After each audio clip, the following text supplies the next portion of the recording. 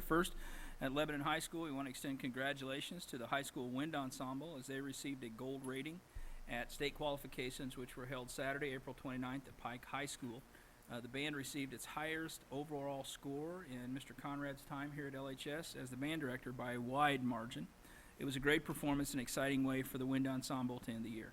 The wind ensemble did not make the state finals, but it is the closest they have ever gotten to qualifying for state finals. So our congratulations to those men and women that participate in the wind ensemble, and to Mr. Conrad for the work he does. Also, last week we had the LHS Scholarship Evening. It was, again, an exciting evening where it's an opportunity for us to share in the hard work and effort that pays off for a lot of young men and women who are moving on with a variety of both local, state, and university-level scholarships, and so it's always rewarding. And then for underclassmen, they were recognized for their achievements throughout the year. So it's an exciting evening, and we appreciate all of the hard work that our high school students do. And then on a more upbeat, still upbeat, but it's important, bus inspection, an annual event that we look forward to where the Indiana State Police come and visit our bus barn, and they inspect our entire fleet of buses. And I'm pleased to report that Lebanon Community School Corporation had 100% of our fleet that passed inspection on the first go-round. There were no demerits or no denotes of any issues, and so that's a great testimony to the work that our transportation department does. So we want to send a special thank you to Dave Miller, who's our bus mechanic, along with his assistant, which is Curtis Summers. And of course, Becky Nichols, our director of transportation, just does an outstanding job in coordinating and facilitating the transportation of all of our young men and women to and from school every day, and then all the extracurriculars as well.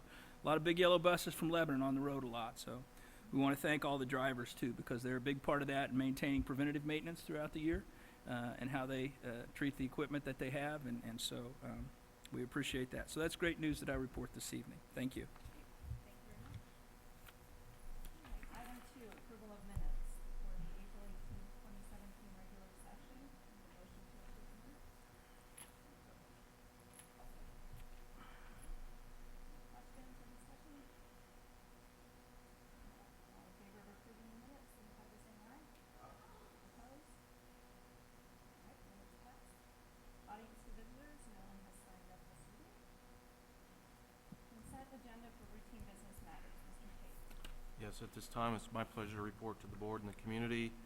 Our monthly financial report shows the following percentages expended as of April 30th. For our general fund, 30.92%, transportation operation at 28.60%. At this time, I'd ask for approval of claims numbered 42492 through 42737. The payrolls dated April 28th and May 12th of 2017. The payrolls total $1,470,399.05. The claims total $1,612,403.14 for a total of $3,082,802.19.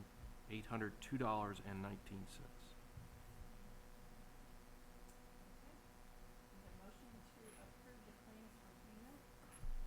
Claims number 42492 through 42737 and payrolls for April 28th, 2017 and May 12th, 2017 for a total of $3,082,802.19.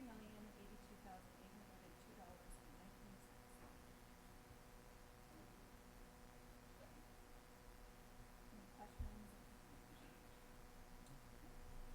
All right, all in favor of approving those claims for payment and payrolls, signify by saying aye. Thank you. Agenda for routine staff matters. Dr. Tate. Thank you. I would request the board take these 4 items, classified staff, certified staff, staff communications, and extracurricular activities as a consent agenda.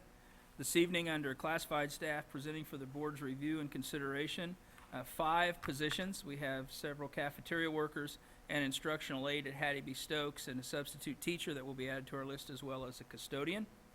Under the certified staff submitting this evening, the letter of resignation submitted by Neil Kazmierzak, Lebanon Middle School science teacher and football coach at Lebanon High School. That resignation, is effective at the end of this school year, as Neil has accepted a position in Mount Vernon School District. And then under staff communication, Ms. Tracy Shriver, Director of the Special Ed Co-op, is recommending Christine Lackey for the position of speech language pathologist starting in the 2017-18 school year.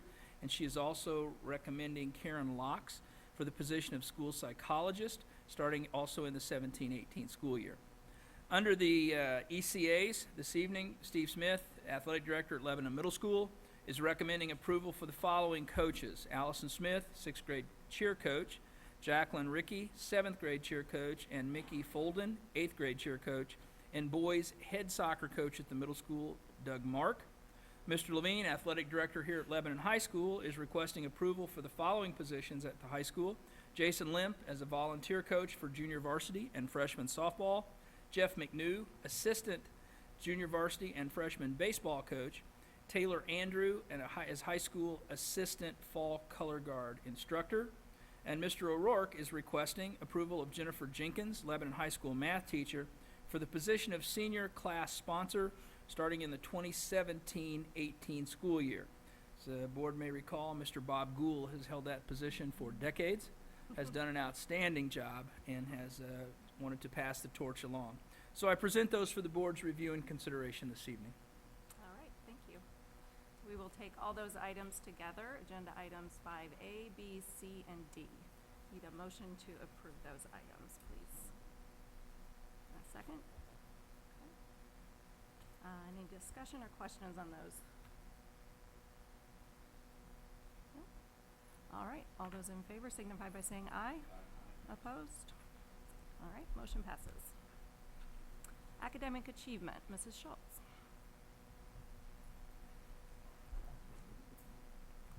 And crew. Yes, and crew.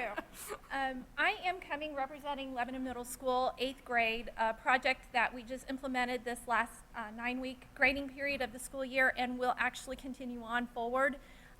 We are doing service learning projects, not quite the same as community service where you go out to do a one-time good deed, but this is something that they learn a lot about the organizations. They have opportunities to do problem solving, implementing ideas and being a part of the community. And so what we're doing is I'm going to let the kids talk about their experiences, the first time we've done this, and setting the stage for future successes. So I'm going to turn the floor over to our kids. Hello, my name is Alex Bernard. I participated in the Caring Center service day. As a group, we were visited by Teresa Hanners. She told us what went on at the Caring Center. The stuff she mainly talked about was food and clothes insecurity. She said they provide fresh meals and they also provide clothes for all ages and toys, for little to big kids. Teresa also told us that they needed some help cleaning up. So 2 weeks after her visits, we were loaded on a bus and taken to the Caring Center. When we got there, Teresa showed us around the Caring Center, then said the things she needed help with. So I volunteered to pick up trash outside and fold up boxes in the shopping area. Then after my group and I got done picking up trash and folding boxes, we put the boxes in the recycling and loaded them onto a truck. When the truck left, it was about time for us to leave. So at that point, Teresa gave us a big thank you. She said that we were not only helping her out, but we were also helping people in need. Good evening. My name is Tyler Mills. I helped out at the Caring Center. When I went to the Caring Center, I learned a lot there. One thing I learned is that helping out doesn't take much, and it was actually fun to do. While I was at the Caring Center, there was one lady in particular that really needed my help. She was very nice, but too short to stack bins. Miss Perkins told me to go help her out, but I was happy to. She wanted me to stack some bins on a high shelf and sort some coat hangers. It was not hard at all, but she was very grateful, even though I was happy to help her out. Like I said, it doesn't take much to help out. Also, I worked out picking up trash with Alex and a few other friends. It was actually really fun. I thought it was going to be really boring and a waste of time, but it wasn't. And you can tell it helped out a lot. Good evening. My name is Cade Morton. I went to the jail and learned about all what they do, the control center. Got to see all the cameras at the jail, whatnot. And then Officer Hood came in before we went there and talked to us about the computers that they have in their cars, what they do on a daily basis, how they do their job, and when we got to the jail, we got to see the prisoners, it was their passing period, they were going to lunch, and so really great experience for us. My name is Summer, and I went to the Humane Society for my service learning project, and this was a brand new building near Whitestown. It was really a great experience to help and serve the community. what we did there was it was a brand new building, so instead there weren't any animals there yet. So we just helped out cleaning and sweeping the building, picking up sticks around the yard so they could build like a fence. We also made some cat toys, posters, and brochures for adoption to help out in informing people on what type of dog they're getting and like what how they behave. Some positives and negatives about this, because we're the first time, was obviously helping out the community is the first one. We didn't just help out the community, but we also it was great for the school because we could learn and experience new things. And all these together projects helped out just like all of the community and stuff. So to be the first one, we also got to see the building, which was really exciting because me personally, I really wanted to see it because I love to have future community service in the Humane Society. And then we also got a taste of community service because I know a lot of people at our school haven't been open to helping out and serving, so it's good for the people who haven't. And then some constructive criticism was that there wasn't enough time, but Ms. Schultz implied that we would have multiple times for the next grade level. And then also, since we were the first ones, there weren't as many jobs, but I'm sure in the future that'll change. Hello, I'm Evan Wolfgang. And I'm Catherine Jarvis, I'm representing the Parks Department. I was at the Hop Pond. and I went to Memorial Park. So Kat here is going to talk about what we did, and we'll talk about some advantages and disadvantages. You mean head? Okay. Mostly at the park, we picked up sticks and trash, and as well as we mulched around. We took new mulch and put it around the exercise equipment. And we as well picked up sticks and trash just to make the parks look a lot better, make our town look better as a whole. I'll talk about some negatives, and Kat will go back to positives. So some negatives were that there wasn't too much to do besides pick up trash and sticks, which would hopefully, over the course of the few years of continuing to do the service learning projects, hopefully we'll get to expand on what we get to do. Also, it was sort of a cold and rainy day, but we had no control over that. So hopefully, as years go by, we'll have better weather. It was nice though because we were able to help bring together students who had never talked to each other before. We were put into groups that we had chosen, but for the actual projects. But then once we got into the actual park, we were split into different groups for different working habits. So some students who had never talked to each other and never seen each other possibly were able to work together to help make the town look like a nicer place. We help those who work in the park with their time management as well, because we were able to do some of the things that we could do in a day when they could be helping things in the office that we couldn't do, and we were able to do some hands-on learning skills that we couldn't do in a classroom, and it could possibly open up job opportunities, especially at my park. They mentioned when we are 15, or if we were already 15, that in the summer they have about 40 jobs open in the park for applicants, and it was just a really nice experience to hopefully go back to one day.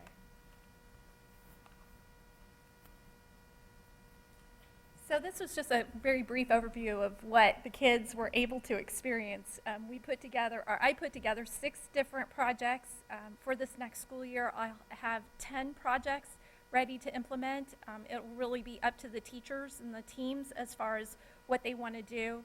This first time around, they decided they wanted to pair up with another teacher and then take on a bigger group of kids. But the nice thing with this is every student has this opportunity instead of whoever has the time and whoever can stay after school. This is something that is being implemented within the school day. So we really see this being able to grow and become a really big thing. Eventually in the future, as you can hear these kids, they're excited. And I really was impressed upon how much ownership they took right off of the bat. And so I really look forward to seeing the kids in the future take ownership, come up with their own ideas for projects and needs that they see in the community, And so then that'll replace what I'm doing. And so I really foresee that in the future over the next several years. It will tie in with things that are coming, that you're going to hear about the STEM room. And so we're hoping to tie in STEM projects in with this as well. So there's just nothing but opportunities with this. Did you all have any questions? So next year, will it be expanded beyond 8th grade? No, we talked about doing that, and it's hard with, it took an incredible amount of time to implement the first go, and I don't have, there's just not enough time. You know, I do like to sleep at night, and although I'm an empty nester now, my husband travels a lot, it still makes it a little challenging. So we're sticking with 8th grade for the time being. Maybe in the future we'll begin to put this into the lower grades. 7th grade already has their hands full with World's Fair, so there's some time constraints, I think, with the lower grades as well. Yeah. There were 270 8th graders enrolled, so that made it easy with 6 projects. That was 45 students per project. I put together a survey, and then in our seminar groups, the kids took the survey and ranked which ones, you know, what their preferences were. I took all of those, collated all of them, and tried to fill the first preference, second preference, and third. And so then we were pretty well able to give the preferences, the first or second preferences to all the kids. It pretty well ironed out. For next school year, I'll have 10 projects. The way that this will be implemented is first it will be offered to the teachers. Really, to make this work, you have to have buy-in by everybody. And so we'll start with the teachers. I have a variety of projects. You've heard some of them. You can see some of the posters the kids have put together. I'm including in there a project from Habitat for Humanity, one through IDES, International Disaster Emergency Services, which is a global outreach. So I'm starting to work on another with AgriStewards, which teaches farming practices to third world countries. My husband's family put that together. It's an outreach that they do.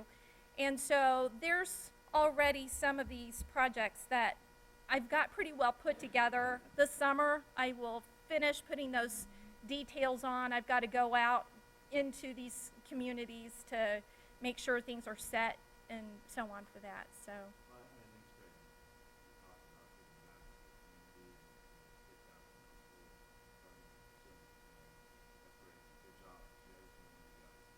Thank you.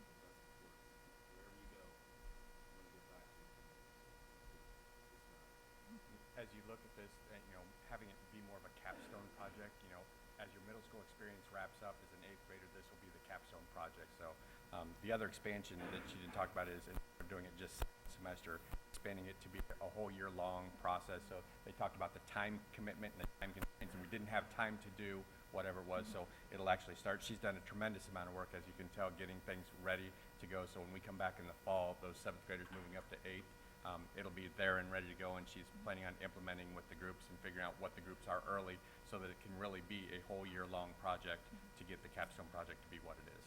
Actually, they'll end up with 2 projects in a year.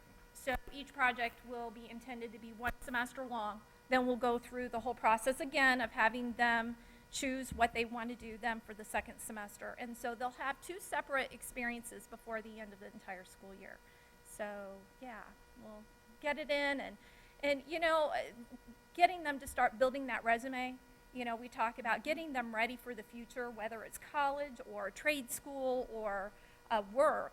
This will all fit onto those resumes. And then they're also networking. So this will only help with that cause as well. So, yeah. Any other questions? Well, we certainly appreciate our students, and thank you very much. And I know you're representing your classmates. I want to give a public thank you to Mr. Schultz. You have to have a visionary leader, an organizer, and someone that doesn't like to sleep sometimes to put all this together. So, Michelle, thank you very much. I've heard nothing but positive throughout the community, and that's a result of your initiative and organization. But more importantly, it's a result of how you young men and women and your peers presented themselves. There's no better ambassador for Lebanon Community Schools than those students that are out there dispelling all those crazy rumors about middle school kids. And you did that. So thank you very much. Mr. Dungy, thank you for affording middle school this opportunity. Once again, it's just a value-added educational experience that we're very pleased that we're able to offer our students. So thank you very much for presenting this evening. Thank you.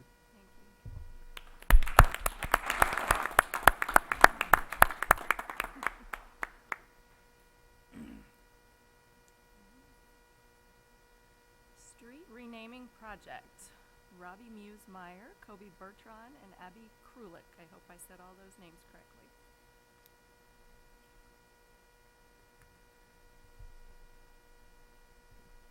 As they're getting set up, let me share. About 2 or 3 weeks ago, I received an inquiry from these high school students and wanting to set a meeting to see if they could discuss with me a project they had in mind, and a project that extends beyond just the high school. Again, a great example of reaching out into the community.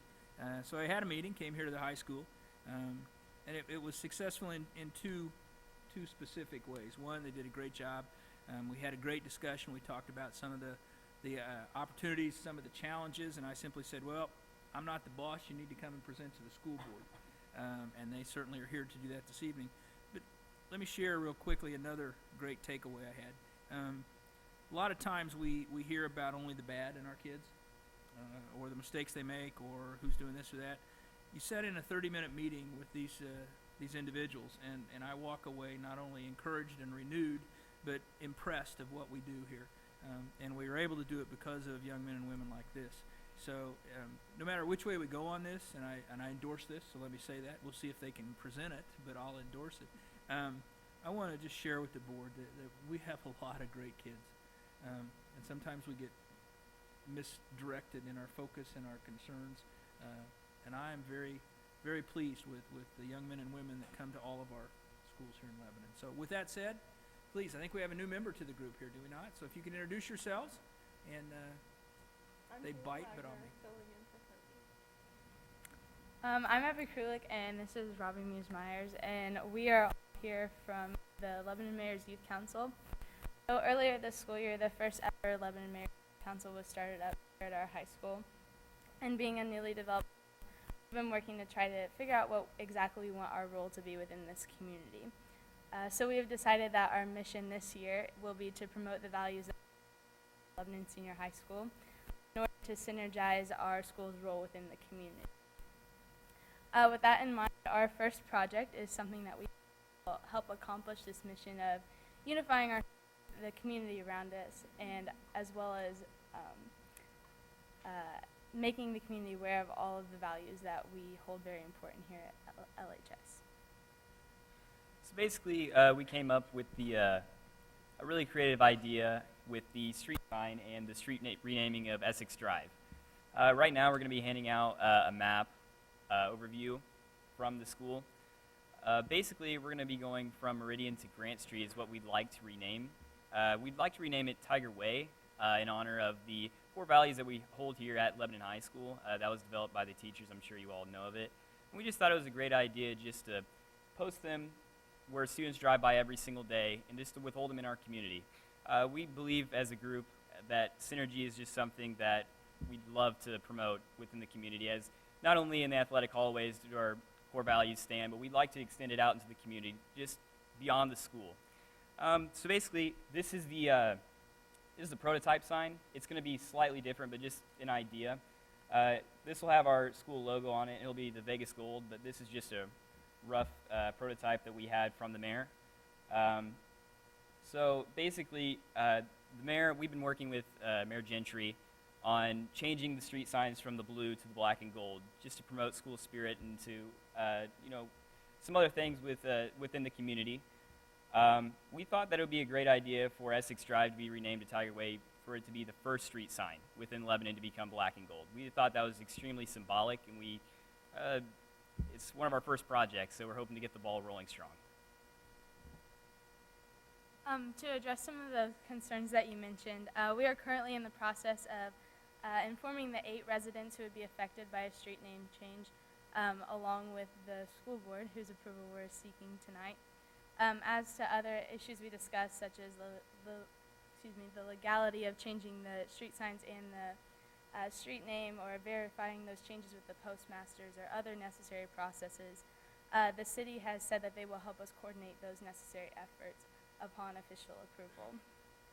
This project is still in its very early stages and has not yet been taken to the Board of Public Works and Safety for official approval. However, before we took it to them, we wanted to potentially gain the support of our school board. We came out here just for utmost respect and courtesy for the school board. We didn't want to do anything that would be damaging or something that wouldn't be approved through the school board. We were just looking for your support in this project, and we'd like to open up the floor for any questions.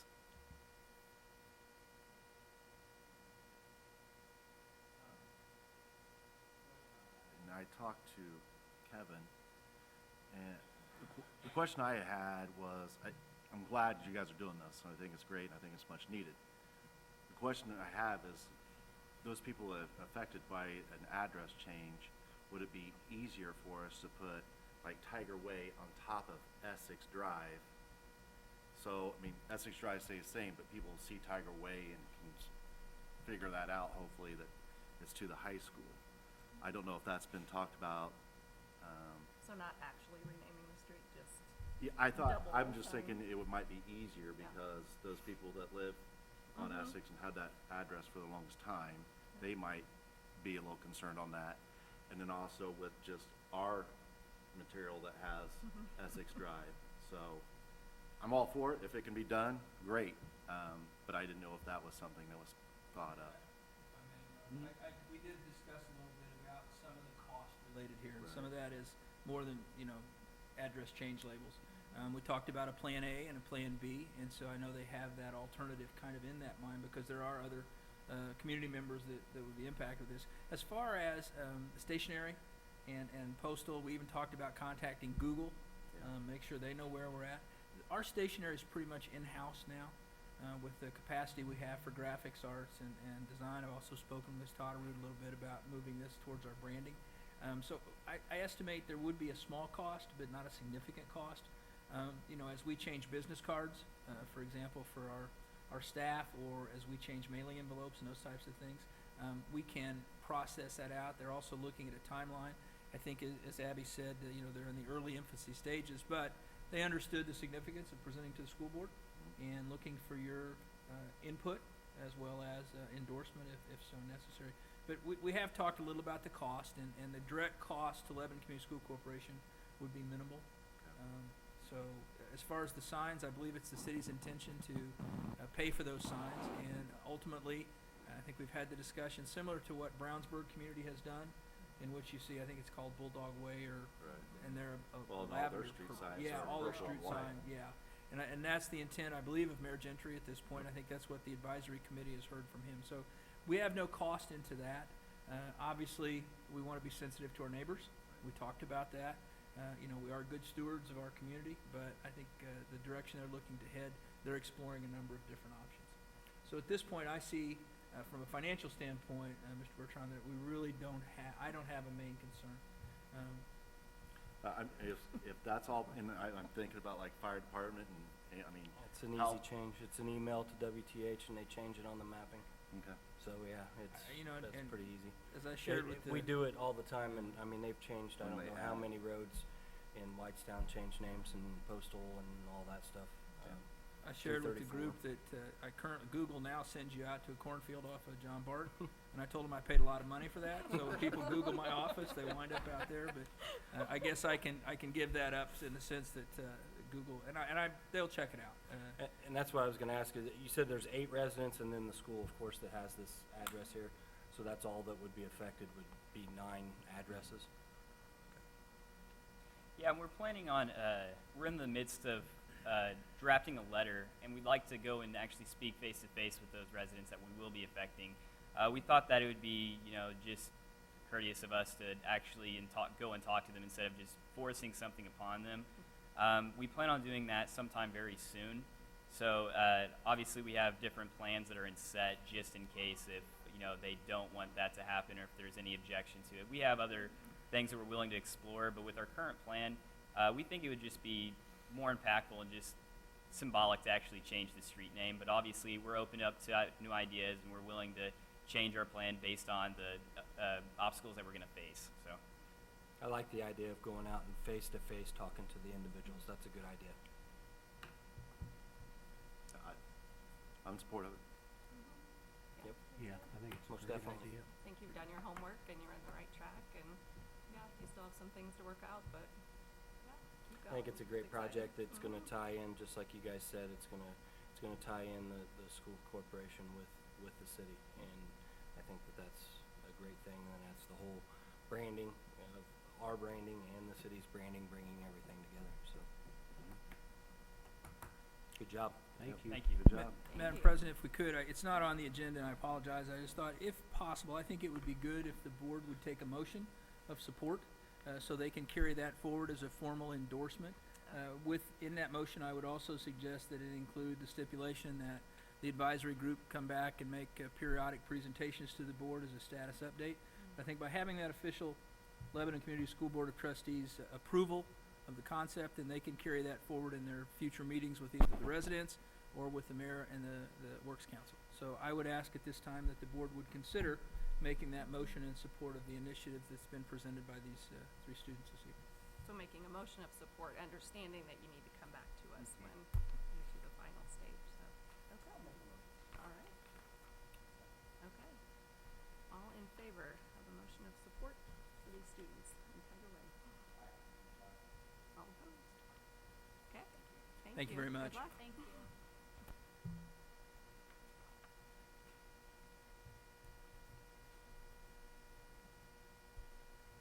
Renewal of base contract, Mr. Tate. Yes, at this time I bring to the board request and my support to renew our contract with BASE, Mental Health America Boone County, to run our before and after school program at our elementary schools. This contract will be for August 1st of 2017 through July 31st of 2018. This has been a great program that's been offered and very well organized and ran by Pascal and his staff. So at this time I'd ask for renewal of that contract. Okay. All right, we need a motion to approve the renewal of the base contract. Okay. Need a second, please? Any questions on the contract? All right, all those in favor of renewing the contract signify by saying aye. Opposed? All right, motion passes. Thank you. We do have Mr. Pascal Fettig here this evening, and he received the base program. Pascal, is there any comment you wish to make at this time?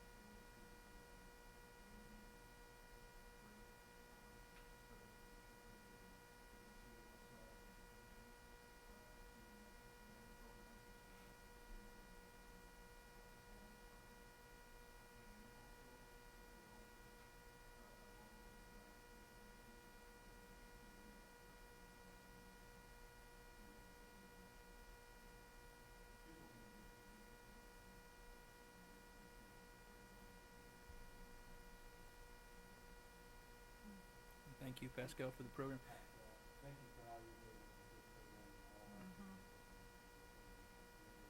Schools. I just want to publicly thank you for that. You know, and Pascal threw me for a little loop. He came in this evening, and it kind of threw me back into my middle school days. He has a yearbook. I thought, well, we're not signing yearbooks tonight. But he was so excited.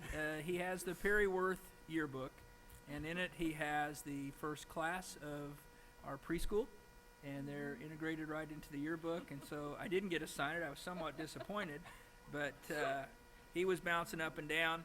And again, I extend Mr. Wirey's compliments, and on behalf of all of us at Lebanon Community Schools, what a great program and what a great success that's been. We look forward. I understand we're moving forward with the expansion into a second section for next year. We've received calls at our office and simply redirected them to you. So I'm really happy about that.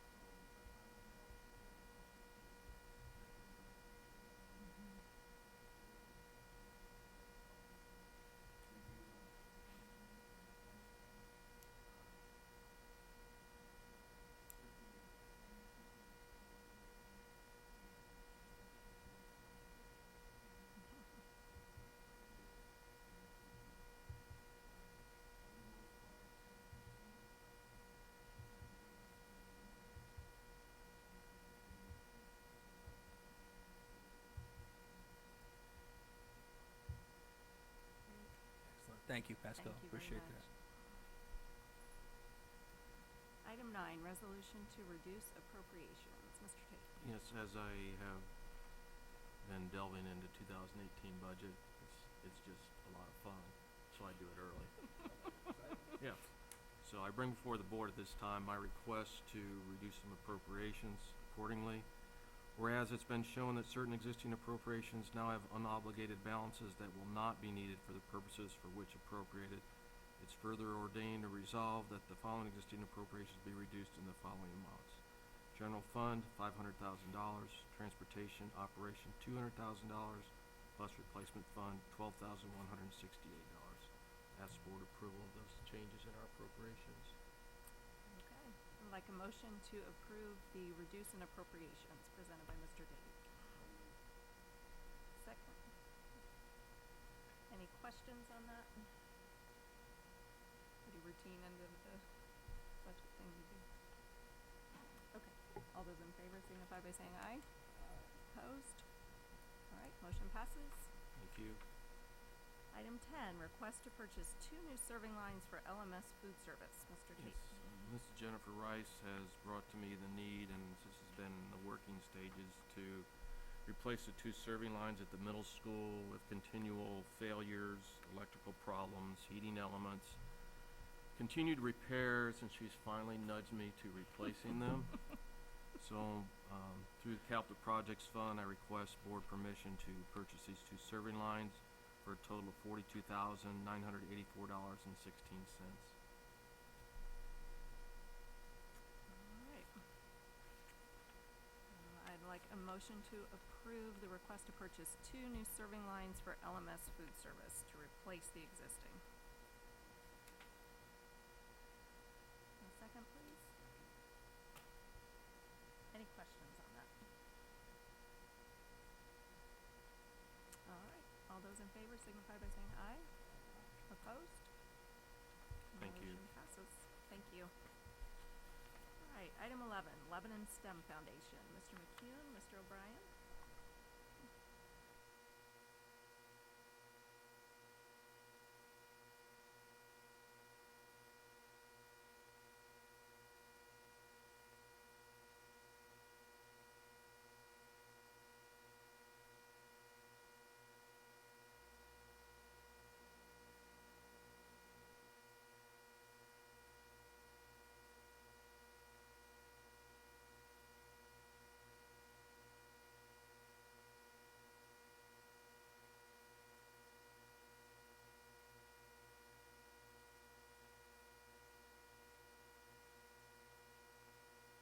Lab. First, to introduce myself, I'm Dustin O'Brien.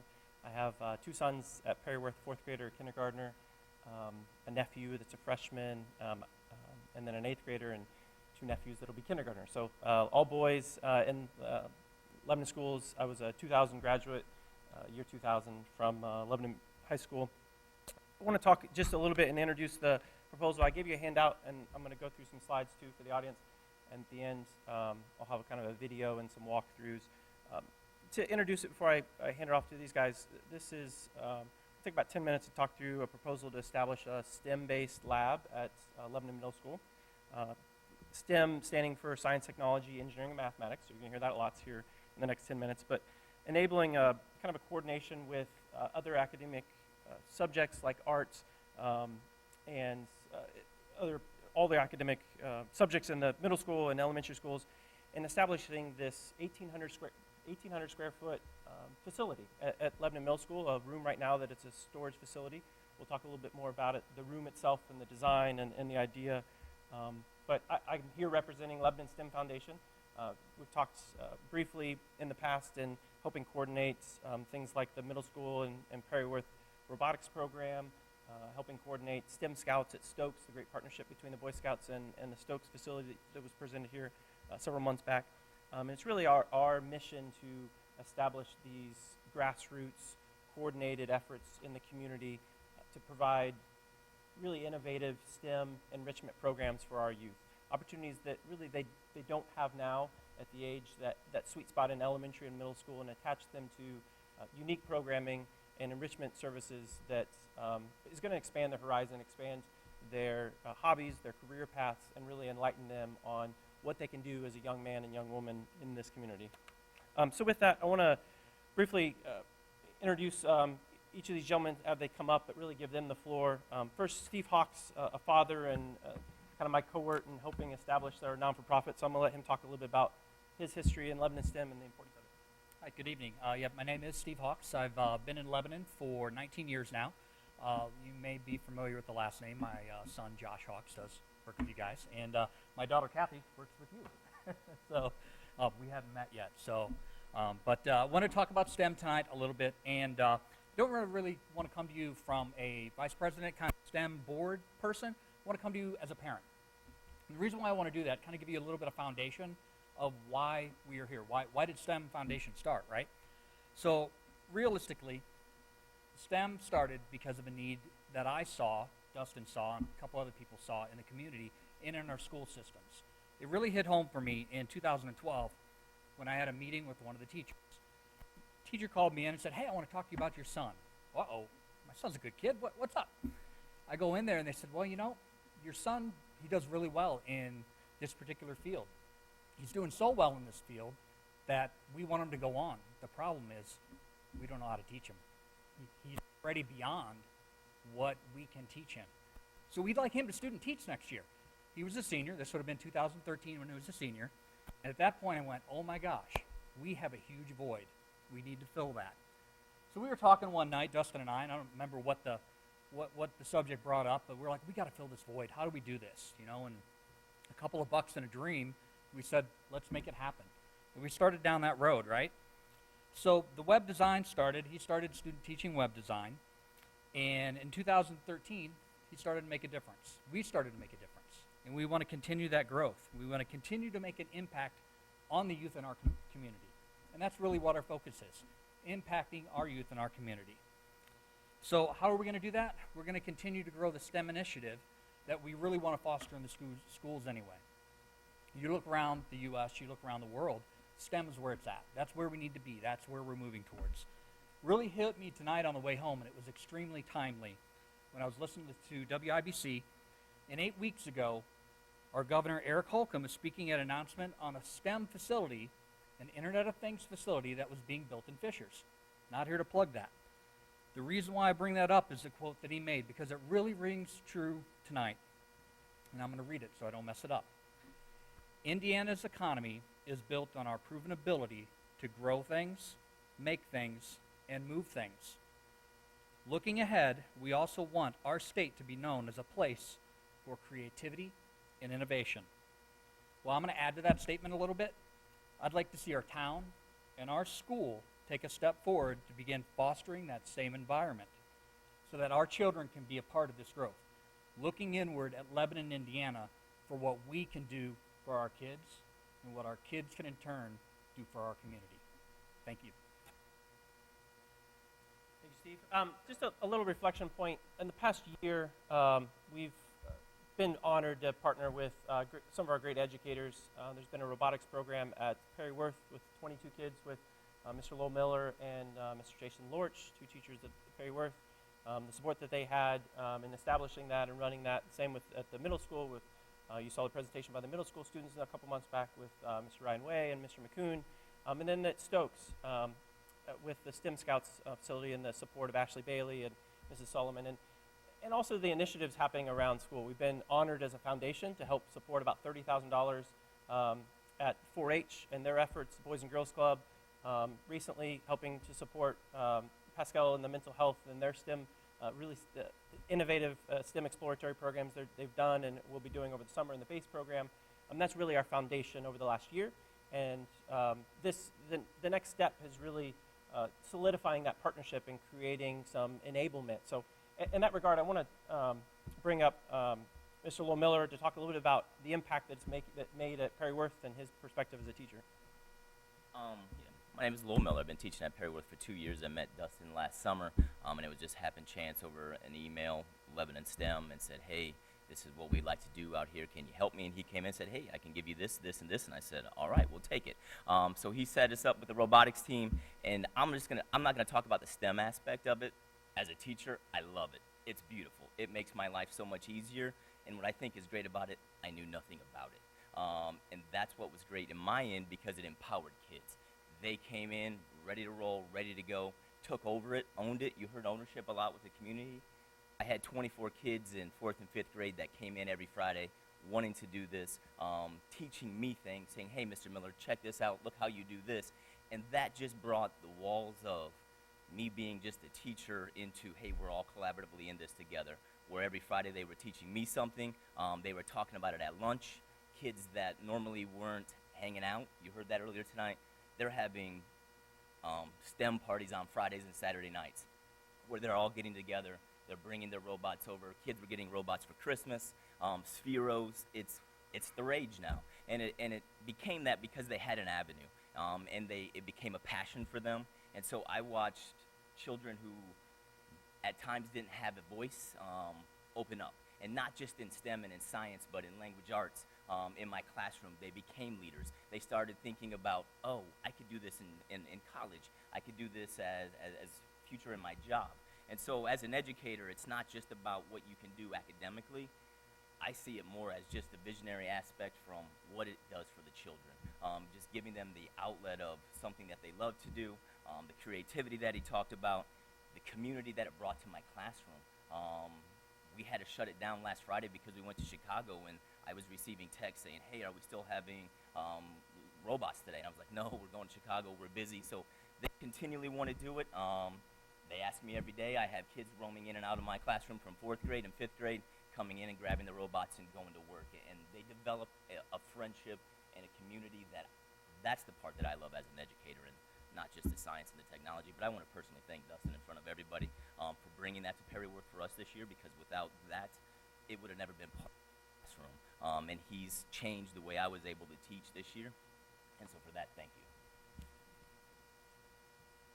So why are we here tonight? I want to talk a little bit about a unique idea that Mr. McCoon actually brought to, I was sitting in his office, I'll never forget that day, and he mentioned it, and light bulbs just kind of went off, I think, in everybody's head that's kind of, we've talked about this idea. Go a couple slides, if you don't mind. Thank you, Mr. Martin. Go a couple more in. Couple more, one more. So we're calling it STEM Lab, or Spark Lab. It's a tentative name, but the overview really, and most of these slides are in there.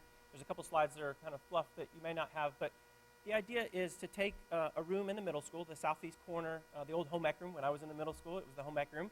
I remember my only detention I've ever had was in that room because I was chatting with a girl and I let something burn on the stove, so I had to sit and sew my pillow on a Friday for 2 hours. The only time I ever had detention in school. I'll never forget that room. And the neat thing, we'll look at the floor plan here in a little bit. It's really a unique space. I remember going in there with Mr. Ross and Josh Hawks. We got a couple salvage tables that we started using in some of the classes we were doing, and seeing that room before it was a student lounge and it was all one big room, and how the student lounges combined, and this positioning there between the student lounge and the art facility we'll talk a little bit about. But the idea is to turn that storage facility into a community STEM lab, a lab that enables STEM programming through equipment and through an innovative space, much like you see these STEM labs pop up in the Children's Museum, in Lafayette, and adult maker spaces. This is a facility that really is going to help enable youth from preschool all the way through middle school initially, with equipment that will provide programming in school and out of school. So the initial idea is a capital budget of $75,000 to support this establishment of this facility through construction and access and equipment, with a grand opening this fall is the dream. The gap that we saw is the availability of this equipment for our youth-serving organizations and our school corporation and our great educators, both in school, incorporating it into the Common Core and the curriculum with our great educators and their passion and vision, but then also our youth-serving organizations in the community with mental health, with 4-H, with Boy Scouts, Girl Scouts, Boys and Girls Club, potentially even the YMCA, of needing, having that shared resource of equipment to enable these programmings. the equipment really, the idea is Lebanon STEM Foundation, we really want to be a foundation that creates these partnerships. I think hopefully you saw that in the Stokes partnership with the Boy Scouts. We want to be the connecting piece and help make it sustainable, help provide the funds and potentially the volunteer support and the training, but enable all of our community and our youth serving organizations and our school corporation and our educators and our administrators to have no blockers to the vision that they want to provide in these programs. So we'll go one more slide.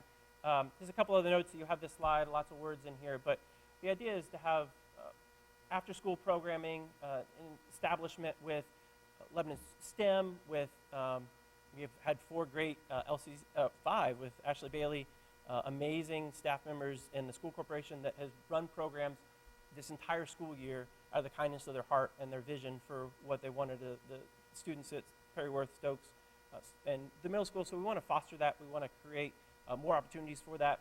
And there's a big vision for that in the coming years that we have to really help enable that from our educators' perspective. Remove those blockers to providing those programs from volunteers, from educators, from administrators. And the idea of the lab is to have a program where we would lease the facility as a non-for-profit, Lebanon STEM Foundation, from the school corporation.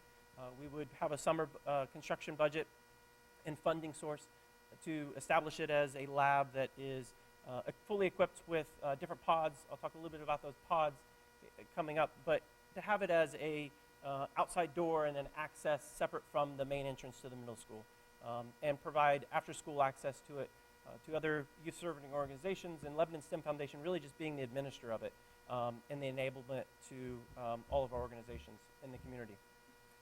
So we'll go another slide. Desired outcomes, really, we talked about this, but to summarize, 4 desired outcomes. We want to increase the access that our Lebanon students have. Just like Mr. Miller said, we want to transform, those 2 kids in 4th grade. I'll never forget talking to their parents in the last couple of weeks, talking about, before this year, they were talking about being professional sports stars. Now they're talking about going to Purdue in engineering just because they were in robotics with Mr. Miller and Mr. Lorch at Perryworth.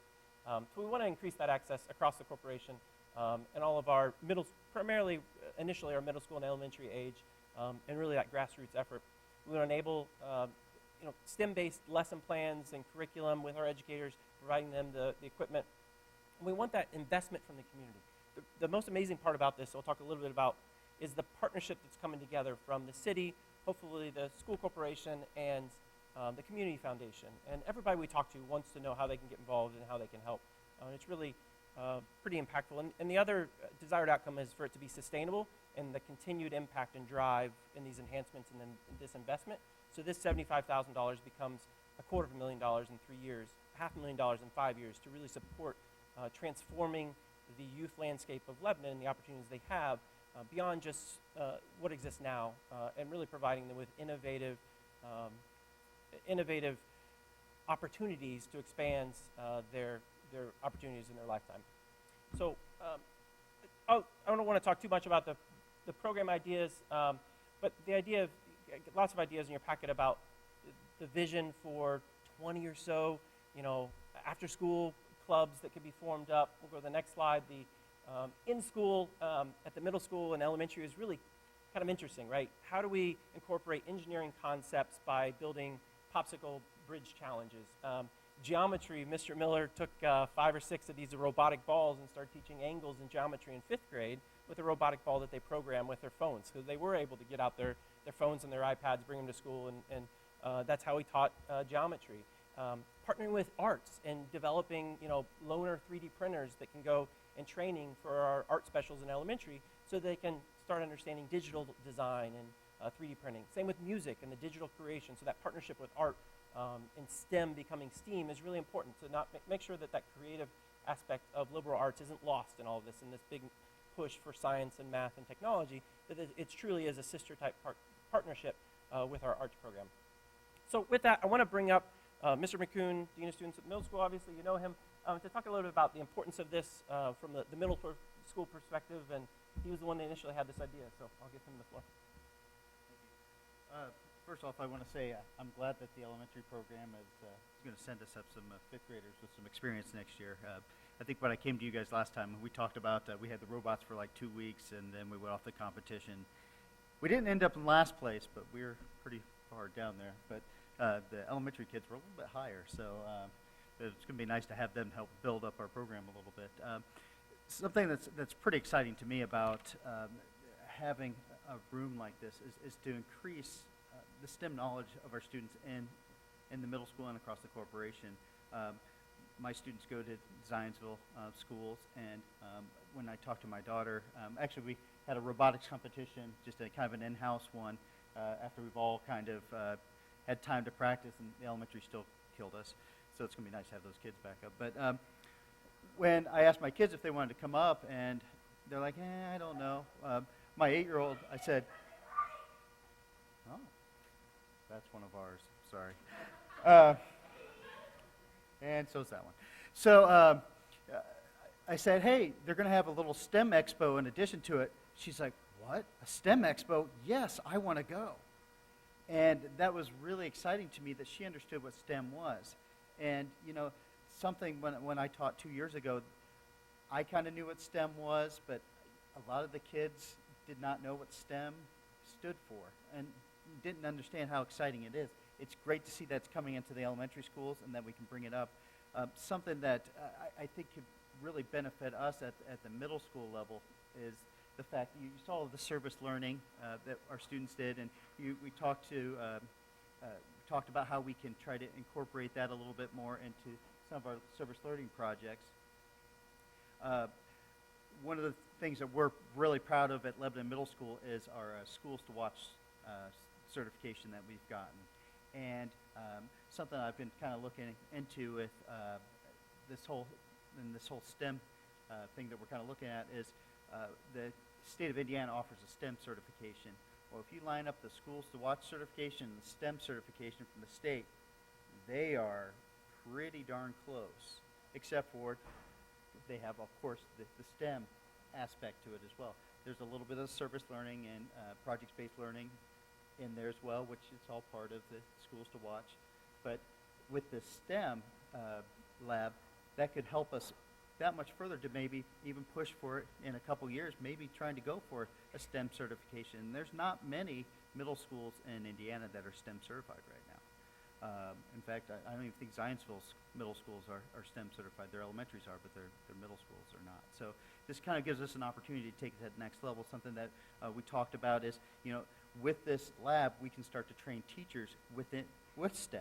We can start bringing in professionals like Dustin to come in and teach programming and teach some of the skills that we need to teach our kids to become 21st century learners and to go into the 21st century to be a workforce. So it's really exciting, the fact that, you know, we can get this together and continue to work together to take it just not only with the robotics, but to take it beyond the robotics. You know, one of the cool things I saw, and there was creation of your own drone.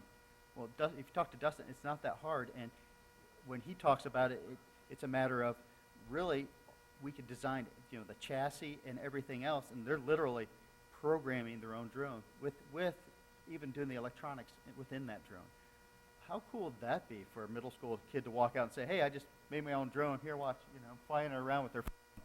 I think that'd be really cool. It'd be really cool. So I'll step aside. Thank you. Well, let's get specific and talk about why we're here, what this actually looks like. We'll go, the next slide. So the idea is take 1,800 square feet, just under 1,800 square feet, and turn it into 5 design pods, different areas in this room. One being 3D printing and design. Think half dozen, a dozen 3D printers set up with high-end computers to be able to do 3D design and printing in a classroom. Taking that 3D printing of, for example, the chassis of a drone, moving over to electronics pod where kids are learning how to actually, they make printers now where you can actually print circuit boards that are in electronics and simple circuit boards, teaching them how to solder, how to create the brains of a device, an Internet of Things device, having them create their own alarm clock where they make the circuit board and the electronics pod. They 3D printed the case, and from the 3D printing pod, we'll go to the next slide. They move over to the coding and technology, and they learned aspects of how to actually program this circuit board with all the silicone and wires and electricity to actually have inputs and outputs through designing their own computers. possibly being able to create mobile app designs for an iPhone and Android to control their drone, moving into the makerspace and pod where they're able to creatively sort of put it all together, and how to attach the circuit board to the chassis of that they 3D printed, some engineering projects and concepts to teach. So it all kind of comes together. The fifth pod being really a robotic pod, an area that can help expand. We've had great success in about 46 kids in a competitive robotics program. Central had an amazing program with another program called VEX. How do we connect all of those? How do we empower and advocate for programs like that for all availability for all our kids? So Harney and Stokes and potentially even homeschooled families, and create a community around that robotics so we are more successful. When we go up to Lafayette, we've had some interim competitions. We're talking about hosting a regional competition at the middle school in the fall, so having a place where that equipment can really help facilitate that and teach core aspects of robotics. And then the last pod, the sixth pod, is sort of a roving crate, right? We want this room to really be an enabler for all of our schools and also our youth serving organizations. So cabinets that have crates of these Sphero 3D balls with plans, so a teacher, a fourth or fifth grade teacher, can teach. Just open the crate and be able to teach geometry with a certain, couple hours of training, and having these crates that could go to the Boys and Girls Club, to the base programs, and all this equipment, sort of having a house in a home that's sustainable, we can evolve from. So we'll go into, I think, the next slide. I think this is, you do not have this picture in there, but that's what the room looks like now. It's a storage facility. It's half the old home ec room. There's a wall. On the bottom side of that is the student lounge. On the north side of that is the art room. The left side is the hallway, and the right side is the outside of the building, right about where the flagpole is at the middle school. So that's it. So this is the design. Unfortunately, it kind of switches. We had an architect design some of this. So now the left side is the outside of the building, and the right side is the hallway. The lower side is the art room, which is kind of neat between STEM and the arts, liberal arts. We want to make sure that this isn't a competitive nature for dollars, but it's really a sister partnership, and the enablement we can have in music and art right here with some of the science and technology and how it's evolving those subject matters. And that left side, the innovative part of the student lounge. And the most encouraging part about this is these two rooms together, how we took an old storage facility, storage room, used to be a previous home ec room, and transforming it into a student lounge and then a STEM facility, both about 1,800 square feet. I don't know of any middle school, and I've looked around, that has that partnership and that innovative use of a space. And the core dynamics of the leadership and character development with the student lounge, and now with this educational enrichment with the STEM is a really unique story that we're going to be able to tell in the state, throughout the state. So the next slide. So what we're asking for is, look, we're finding funding for $75,000. We have a partnership, and we've got significant draft approval from the Community Foundation on a grant for a significant part of that $75,000. We're going to be going in front of the city next week to ask for their support and their partnership in this as well. And we really want this to be a grassroots Community Foundation, city, and school corporation to establish this for our community and our families. So the potential proposal for consideration is a 10-year lease on this just under 1,800 square feet in the middle school, to be leased to Lebanon STEM Foundation with all fees waived. That's really the investment by the corporation. And the $75,000, and like I said, it's a catalyst project for us to find $250,000 to our education programs in the community. Utilities provided on a trial basis for the first 2 years, so we'll see what the impact was, to make sure we haven't established any programs that have high usage of electricity or other utilities. We don't foresee that, but just kind of a 2-year trial period on that for the starters. Custodial services provided by the school corporation. And then investment, that's the investment by the corporation, really forming this partnership with seeking funding from the Community Foundation, from the city, and from private donors. We're going to find about $40,000 from private donors and crowdsourcing. We've got about half of that now, just from private donors, to get to that $75,000 kicker to get this room so that we can have a grand opening in this fall, first of the school year, September 1st, we can have that grand opening of the room. And really, for us, this becomes that catalyst project to make Lebanon that unique haven for STEAM enablement in our schools, in our community, enrichment programs, after school, in the evening, summertime programs to really provide a career path and a hobby for these kids. So that's the proposal for consideration. I certainly would take any questions or other comments or anything you'd like to ask.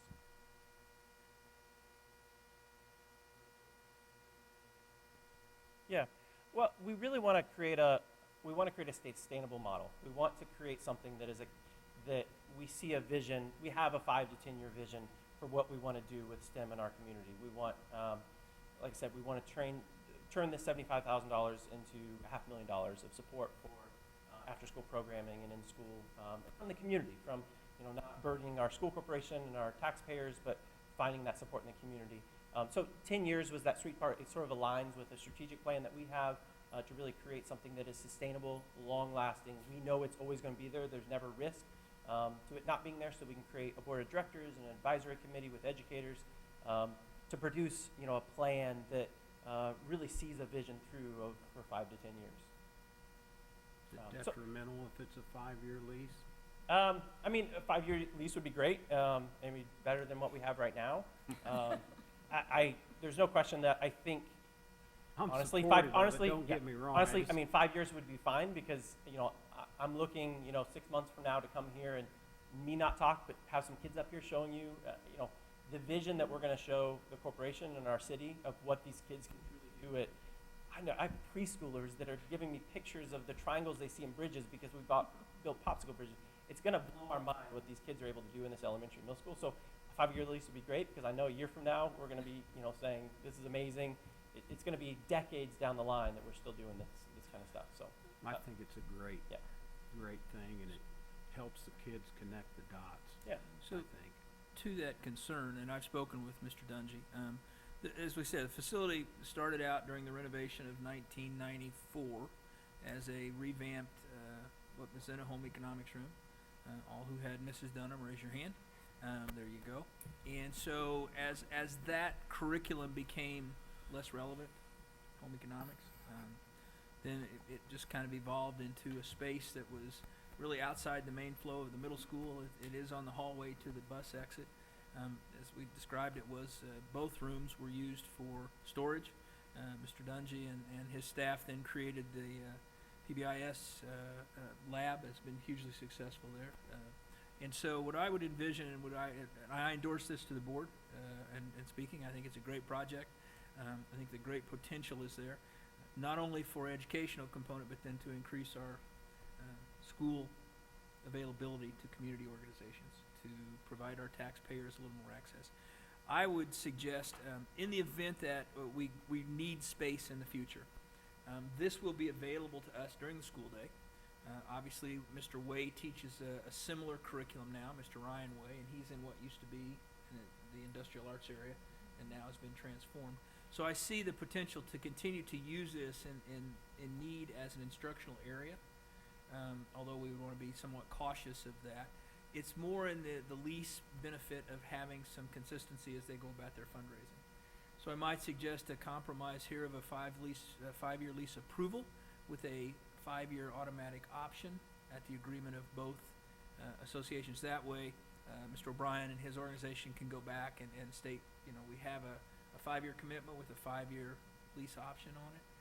That would, in 5 years from now, if we need that space, I'm going to say we probably are going to have to build something else. That 1,800 square feet is not going to get us, but we never know.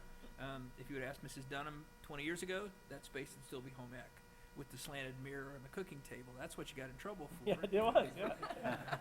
So I Mr. Merritt, to that concern, I've looked at that. 10 years is a long time in our world anymore. So maybe we might consider, if it's agreeable to the board, that option of have a 5-year option, that option of having a 5-year lease with a renewable 5-year option at the end of that time frame. Yeah, definitely supportive of that. I think it would be great. It would provide us an opportunity as a community. If we do grow and see a need, we can have that reflection point in 5 years. Yeah. My only question would be, you're talking about after school. Yeah. So could you bring in people after school hours, I guess, adults, children, after school hour, even on the weekends? Yep. Would this be open? And do we have a contract? we've had extensive discussion about that. They would be responsible for all of the modifications within the room, not only the pods and the learning space, but also the creation of a new exterior door. So to put it into perspective, if you can think of the flag pole out, if you're facing west to the middle of the middle school, it's to your left of the main entrance down by the flagpole. What we have talked about, what they've been in agreement to, is they will contract and install a school-approved hardware exterior door. We'll also change the tumbler on the inside of the hallway door so that we can restrict on non-school hours access.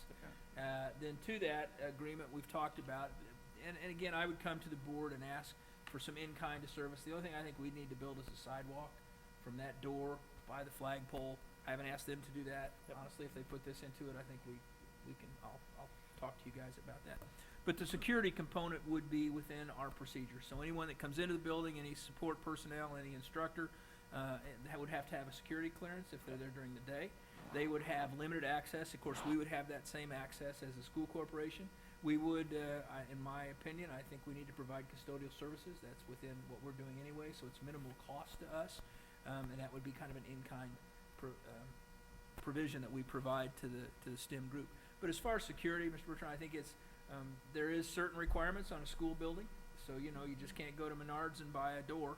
So we'll have to have that, and we've talked about that. We've talked about architectural design that has approval from our position. So Mr. Montgomery, Mr. Tate would have final say of approval. Panic hardware has to be there. So all of those things in a school building. So what we're basically saying is, you got to build an exterior exit. Give us the keys. You have keys. We're going to change the keys to the door. Now, when there's obviously restroom facilities, some of those types of things we'll have to have as well. But as we've done with the preliminary review, I think we've tried to address those issues of security, of safety, of protecting our corporation assets that go beyond that room. But likewise, we want to protect the STEM assets that are in that room, because there will be some high dollar items in Well, there. and that's what I was getting at. I just didn't want people to Yeah, come and go. yeah, no, and I think, and to He's sitting Dr. next to you. Taylor's creating a restroom facility, you'll see in there, we're gonna use an old washer and dryer hookup to create a sustainable restroom, so it is sort of an independent room from the corporation. It does have access from the hallway, from the student lounge, but not really the other way unless you Right. have a key, and the same from the exterior door. If the Boys and Girls Club comes over from a program, there'll be somebody, the idea is really the administrator of the room being the Lebanon STEM Foundation and volunteers that are certified through the school corporation, coordinated, but it being sort of a self-sustaining Right. room that's separate from any security and access into the rest of the school. We have precedent for that. We had the Lebanon band, help me here. They used to practice in our middle school band rooms. Kind of wild. Yeah, but this is a little tighter. I'm more comfortable with this partnership because we will have a little more communication, but we'll also have a little more security, Right. so to speak, on this. So Charles, you want to add?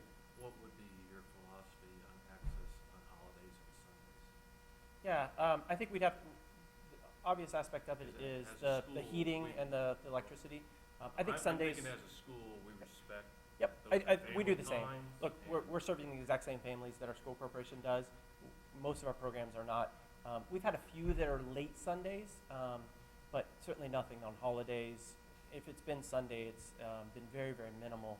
But yeah, I mean, we're serving the same students. I coach lots and lots of sports, so those are sacred days as well to stay away from.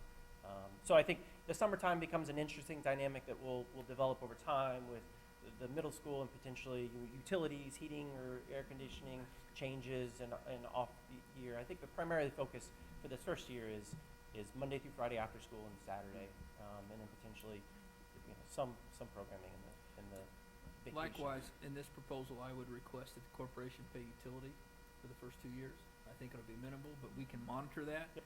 If we see huge spikes because they're creating some Frankenstein-style drone.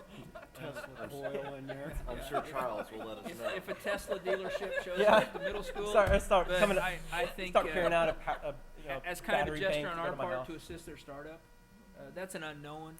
Well, I would sit here and say I don't think it's going to be a cost. I will tell you there would be a cost incurred to us. But again, let's keep in mind these are going to be primarily Lebanon Community School Corporation students, Lebanon community members, and so again, as stewards of the tax dollar, I don't have a problem recommending to the board that at least for the 2 years, and then we'll see. Once he hits his $500,000, he's on his own. Yeah. But up to this point, I think we're good. So what about training teachers? Yeah. If you've got it open to the staff so Yep. they don't come in Yeah. and misuse your Yep, equipment? there's absolutely, we talked to, Dr. Taylor's been instrumental here in giving us advice in that aspect. Yeah, I mean, I think there's no question that we want to enable, this equipment in in the classrooms in the school, but provide it in the right way. So training programs during in-service days, I can envision providing, experts in the field that come in and potentially bring somebody that manufactures these 3D printers to come in and provide a training program for anybody that wants to use them. In the elementary schools, same with these, Spheros, to, have the paper copy of the lesson plan that's certified. The idea behind that, I think, is I think we really want to establish an advisory committee of educators, community members that really help define those lesson plans. So I'm thinking, asking Mr. Miller to sit on that advisory committee to help formulate what the lesson plan is around a 3D printer, around these Spheros, and then help provide that to the principals and potentially set up, training. So yeah, that idea of there would be sort of a required training to be able to use, 3D printers that go out to Stokes or Spheros to go to Stokes. Having those required trainings is definitely a big aspect of this. Again, I don't think Dustin hit on this, but I think one thing yeah, that's good. Timing's perfect. We have had strong desire to continue an expanded relationship with the Vincennes University Gene Haas Center, which is CNC based and industrial maintenance. And in one of the design pods, even he references here some desktop CNC. So I would envision what we're basically starting is this feeder program or opportunity. And while we're currently looking at elementary 8 application, as Mr. O'Rourke starts to develop that partnership along with Ms. Scott with Vincennes, and our high school students become more engaged in industrial maintenance and CNC management and some of those types of things, this is a good starting point for just planting that seed, but also preparing that student for a more expanded exposure when we get there. So the technology aspect is large. We go to 3D printing. We talk about the creation of multiple components coming together. I think we found throughout all of and it's just not Purdue, and so I'm an IU guy, so the less we talk about Purdue, the better we are. But the development of technology in all aspects of workforce development today. So we're not just focusing on engineers, which that could be a great byproduct, but we're also focusing on the technology-based aspects of many of the workforce development areas. So whether that's manufacturing, construction, healthcare, customer service, I see this having broad application. And as such, I strongly would encourage the board to consider this as a positive aspect of the schools. Yeah, I mean, it's going to be fun in a year to see some of And these it's gonna be fun. these I'm sorry. these second and third graders that, Pascal and the mental health and the base program that they're, helping get them hands-on with STEM equipment, enabling, that availability of that equipment. It's going to be really fun to see these elementary kids and middle schoolers grow up in 5 to 10 years, because they're going to transform our world and hopefully our community for the better. I might add what Doyle said. It's going to save us money in the long run, because we lost one of our hockey pucks for air hockey table, so we printed one. Charles is in. More importantly, if you don't approve it, I'm going to have to put up with Mr. McEwen's pout for a whole year, because he's like the Energizer Bunny on this thing. He's just going. So, Dustin, thank you very much. Thank you. Thank Mr. you. President. Thank you. All right. So the 5-year lease with the 5-year option, is that agreeable? Go that route? Okay.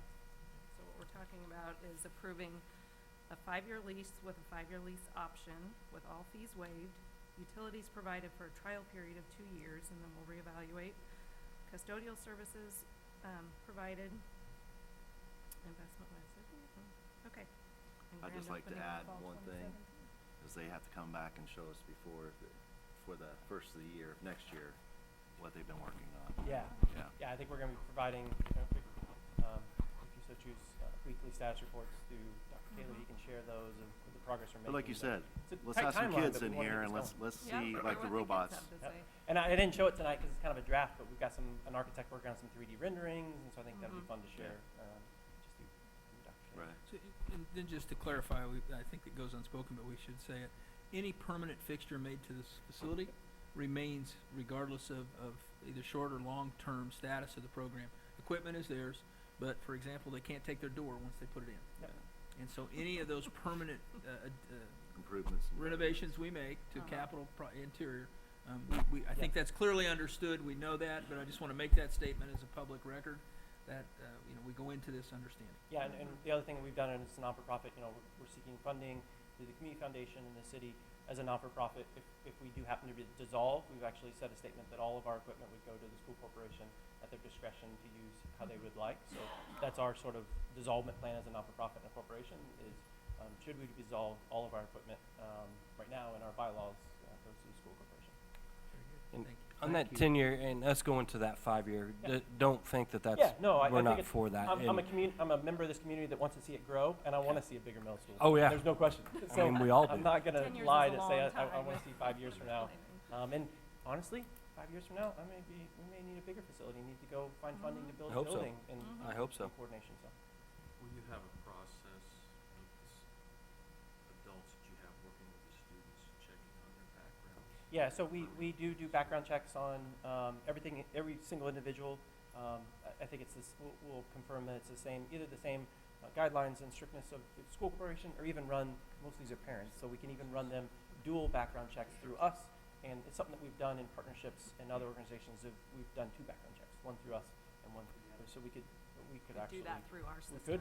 could run all of them through your system as well, and we'd have to amend from our board our guidelines on that and say we'll either accept the school corporation's verification or on our own. But I'm guessing it's part of the same system we use. So.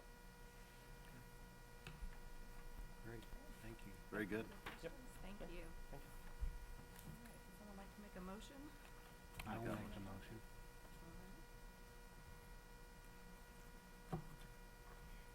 Someone like to second? I'll second it. All right. Okay, so the motion, as I just read, all those in favor signify by saying aye. Aye. Opposed? All right, motion passes. Thank you for the time. I know we took a lot of your time. so No, thank that's you very much. exciting. Thank you very much.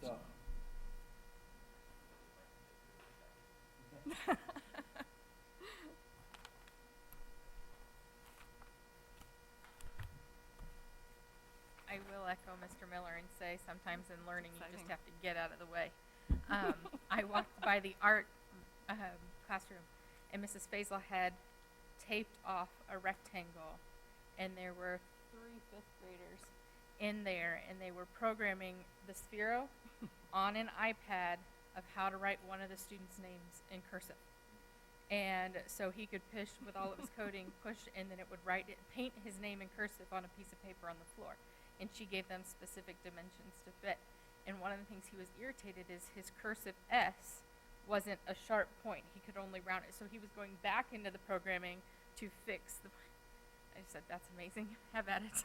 But it's amazing what they can do. And sometimes it's best for us to get out of the way. So I'm going to be very quick on the handbook. You've looked at the elementary handbook. You've got a list of changes. I'm just going to hit on 2 points. One is the discipline codes that we've added are state required. The state requires us to report suspension and expulsion. And these are the codes provided by the state to do so. So that's why we're not looking to get anybody in trouble more than necessary, but those were added for that reason. The other thing that was a major change in our handbook was the snack policy. We are changing it to be, which is going to cause some people to be a little sad, no homemade treats, no boxed or any other treat without a nutritional label on it. We are having more and more students with health issues and more health allergies, and just the nutritional label alone is going to give us the information for our diabetics, for our allergies, for all of those things. So we've kind of gone from a more general of, as long as you talk with somebody, you can possibly have a homemade or type treat to, and parents will and students will be denied the opportunity to pass those out unless we know exactly what's in there. Those are the only 2 major changes that we made. Okay. And I had asked the question too, and I haven't gone back to tell you, we are approving the content of the changes, but then the look of the book will go back through. Jen Todderu will take a look and go back through and make that match. The communication guidelines, It yes. won't have that with the new communication guidelines. So this is what we're approving, just the interior, inside changes. Okay. I have a motion to approve the elementary handbook as submitted.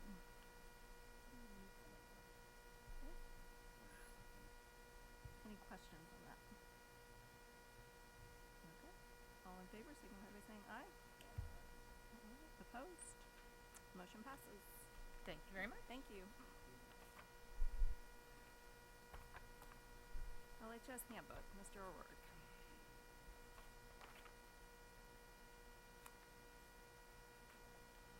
Good evening.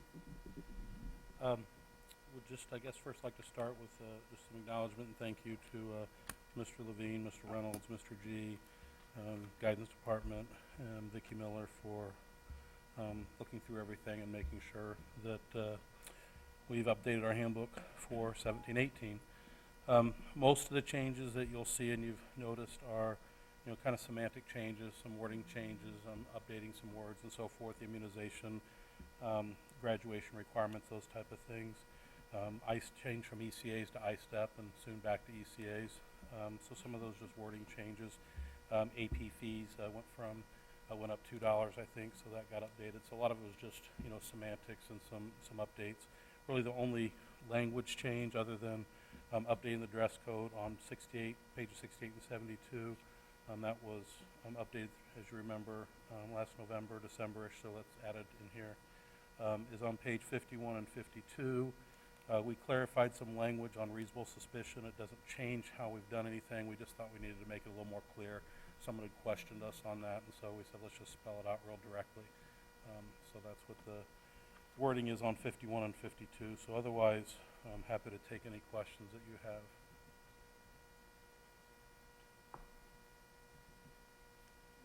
Questions? All right. Thank you very much. Thank you. I'd like a motion to approve the LHS handbook as submitted. Second? All in favor signify by saying aye. Opposed? All right, motion passes. Thank you. New business. Mr. Tate.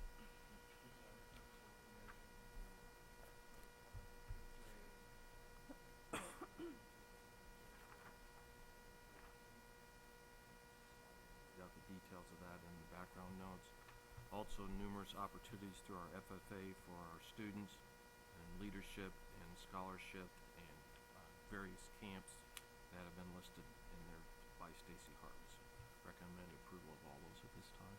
Okay, thank you. I'd like a motion to approve the Hattie B. Stokes fifth grade trip to Camp Tecumseh, September 13th through 14th, 2017, and several LHS FFA trips that are listed in your background notes.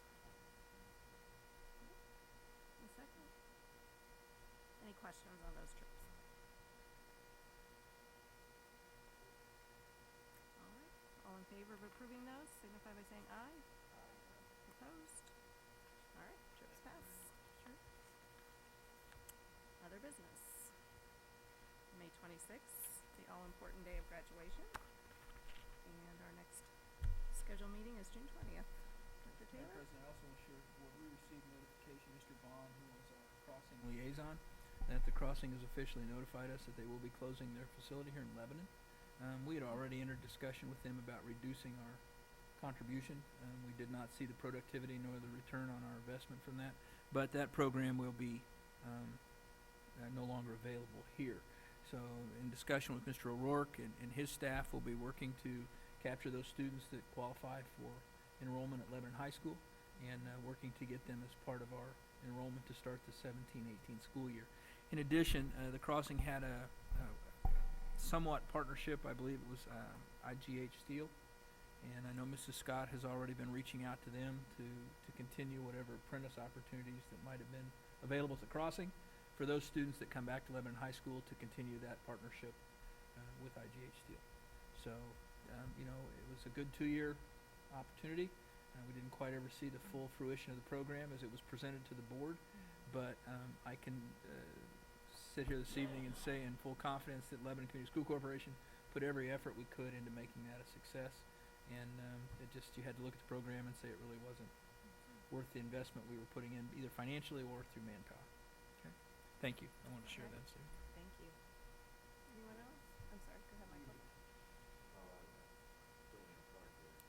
But we had a letter to the editor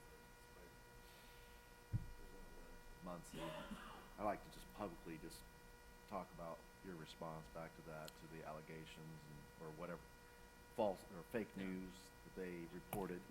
But just for you to tell us what the response was. Yes, thank you, Mr. Bertrand. Last week, I received an electronic notification from Mr. Rick Hightower, who used to work with us, and just said, "Hey, what do you need to be aware of this?" And it was a article published by the Muncie paper, and I'll ask Ms. Totterud, is the Muncie Star? Muncie Star, right? Basically, comparing one of our representatives, Dr. Tim Brown, his school corporations that he represents, Lebanon and Crawfordsville, as being just as bad financially as Muncie. If you recall, Muncie was being taken over by the state. I believe there's somewhere in the neighborhood of $9 to $12 million, $15 million in debt. They've overspent. And so this particular author or reporter or fabricator, whatever you want to call him, put together an article without contacting anyone here, just took half bits of information and tried to portray Lebanon Community Schools as financially irresponsible and in fiscal debt and problem, and that just wasn't the case.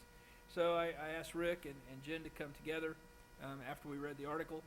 I asked them to develop 3 letters. One, a letter to the editor, to the Muncie paper, to give them the, quote, rest of the story from Paul Harvey's perspective, to create a letter to Representative Brown, so we could share with him the position we're taking and notify him, and then I just needed information shared with the school board. The Muncie paper, I don't get it. I don't know if anybody does, but inevitably somebody was going to check into that. So our response was quite this, that if you look at just a half of a year, and I'll use transportation, and Charles did a great job in sitting down with Jen and with Rick and developing the specifics. For example, a budget year, we purchased buses, in order so we can have them in August, but yet our tax drawn things aren't quite there. We don't do this smoke and mirrors of moving money around to show that we have positive budget or positive accounts in all of those. So in transportation, we might have for 1 month or 2 a negative balance. But at the end of the year, when the tax draw comes in, we're always in the positive. So what we did was take basically a 10-year history, a little more. Charles, correct me here if I'm wrong there, the years. We showed where we were literally multi-millions of dollars in the positive with not only our accounts, those funds, but also in our cash balance from the general fund. We published that, and they did it much nicer than I would have, but a very positive way, but to reinforce that you can't look at half a school year. Every school corporation in the state falls under the same taxing formula, timeline. They have the same requirements, whether it's bus transportation or utilities or capital projects, to pay their bills. We pay our bills on time. We don't create this smoke and mirror image of we're always looking like we have what we have. That's misleading. And in the end, Lebanon Community School Corporation has a very healthy cash balance. Now, could we use more? Sure, we always could. But to be portrayed in an article in a paper in Muncie, Indiana, as someone that was fiscally irresponsible and was, in deficit spending and just doing all those things that got that school corporation placed under state takeover was completely erroneous. So Jen has spoken directly with the editor of the paper. We've asked that they print our letter to the editor. We've got no confirmation that they would do that. We've also sent the letter to Representative Brown, just to reaffirm to him, because he has been a positive asset to Lebanon Community Schools. I mean, he actually sits here. He came to our State of the School address. He's been here a number of times. He has been very instrumental in helping get funding for all schools in the state of Indiana to help with the construction, or just workforce development, but primarily construction industry awareness campaign. So I in no way wanted him to feel that we felt he had initiated this. If there's a highlight here, I forwarded to Charles late one night, knowing full well that I would see some kind of nuclear reaction from his part of the community. But he did fire back. And again, I think it goes without saying, we know that Mr. Tate does an outstanding job in managing our fiscal affairs. The board does a good job. And so, personally, I'm real upset. Professionally, it's somebody in the community that's in a lot of problems, trying to pull somebody else down with them and say, well, hell, look, they're just as bad as we are. So, if they need help, we need help, and blah, blah, blah. So I appreciate the opportunity to share that. I've heard from a couple of community members, and I've simply taken that letter that Ms. Totterud and Mr. Hightower developed and forwarded that on with the facts. I've also, interestingly enough, heard from several teachers who had relatives in Muncie that wanted to know if they still had a job. So, and that was Mr. Polston was one of them at the middle school. So I said, well, most teachers do, Don, but we're really looking at that. But I also forwarded that to him as well. Yeah. So, Well, I want to just go, I mean, we know that Charles worked very hard at this, and we as a board are very cautious on what we spend stuff on, and to see something like that only just tells me that we have more and more people that just make up stories, and it's pretty sad anymore. But I just wanted public and appreciate the Yeah. opportunity to share that. You know, again, nobody reads the Muncie paper, but people do, I guess. Yeah. And so we just want to get the word out. Again, our fiscal practices and our fiscal responsibility, I'll hold up to anyone in the state of Indiana. Our financial status, I'll hold up to any school corporation our size in the state. So it's unfortunate, but again, let me compliment Jennifer and Rick came up. We got that done real quick. Charles obviously was there to help give the information, and so we'll see. Thank you. Thank you for doing that so quickly too, and not letting it linger and sit out there. Well, that was one I didn't think I could wait 24 Probably hours on. would. It's normal. Thank you very much. Anything else? All right, there's nothing else, we are adjourned.